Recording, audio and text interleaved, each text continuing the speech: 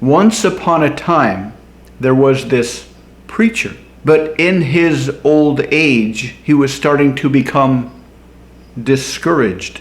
He started to doubt his calling, doubt his faith. His congregation had been getting smaller and smaller. They were less and less enthusiastic when he would give his sermons on Sunday. The donations were down significantly. Financially, this preacher was hanging on by a thread. So he started to wonder if he wasn't going down the wrong path in life. Maybe heaven and hell didn't exist. Maybe it was just a fairy tale. Maybe when he would give his sermons to motivate his congregation so they could get into heaven, he was barking up the wrong tree. Maybe when he gave his sermons and he was trying to motivate his congregation to stay out of hell, he was talking pure nonsense. And this really started to bother him. And so one night, he begged for God to send him a sign. And that night, an angel came to him and said, "Come, I will show you heaven, and I will show you hell." First, they went down to hell. And in hell, there was this ginormous round room. And everybody in hell was sitting around this ginormous round room with their backs up against the wall. And in the middle of this ginormous round room was a big bowl of delicious smelling food. Oh, so good. And everybody had these really, really, really long spoons so that they could reach this bowl of food in the middle. The problem was that these super long spoons, they couldn't reach their mouths.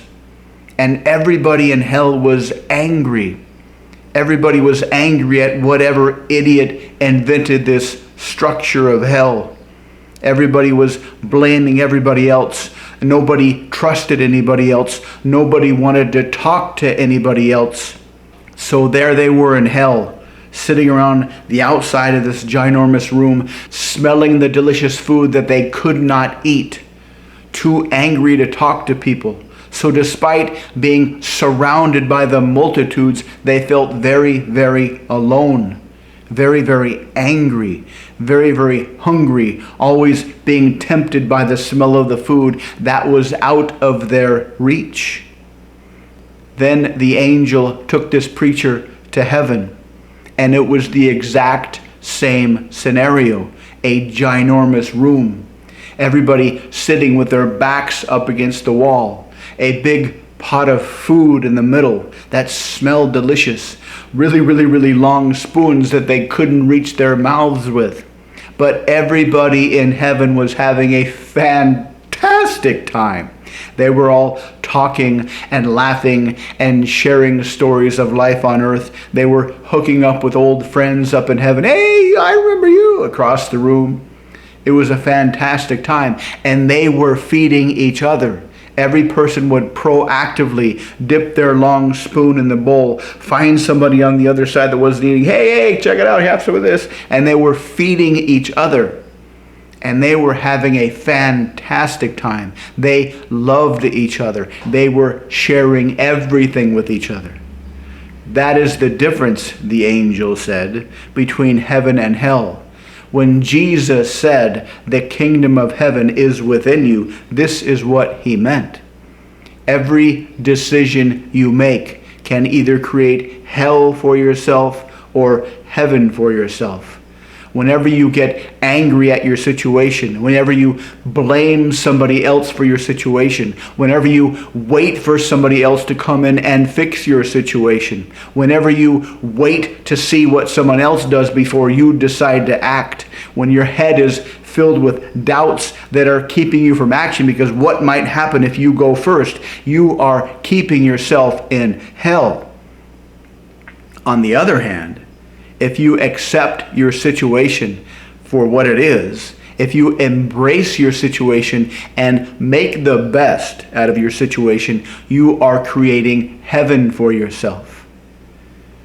When you go first, when you do what you wish other people would do, that is creating heaven for yourself. This is why the golden rule exists in every religion. Do unto others what you wish they would do unto you.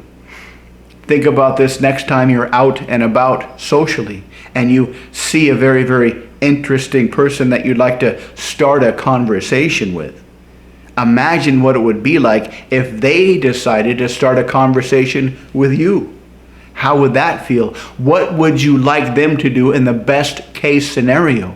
How would you like them to behave when they started a conversation with you? What kinds of things would they talk to you about? What kinds of things would they ask you about? Imagine that fully and then do that for them. This is the power that you have right here, right now, as you listen to these words. Every decision you make every day of your life can either create hell for yourself or heaven for yourself.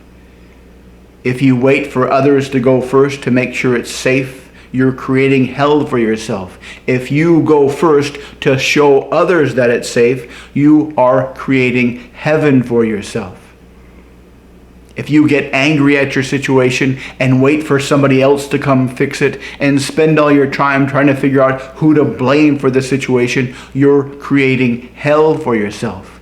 If you embrace your situation, explore what the world is like so that you might better interact with the world and get what you want from the world, you are creating heaven for yourself.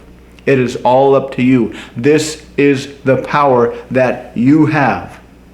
Thank you for watching. Please like, subscribe, and comment. And to learn more about how you can improve your communication, please check out the links below. Thanks again.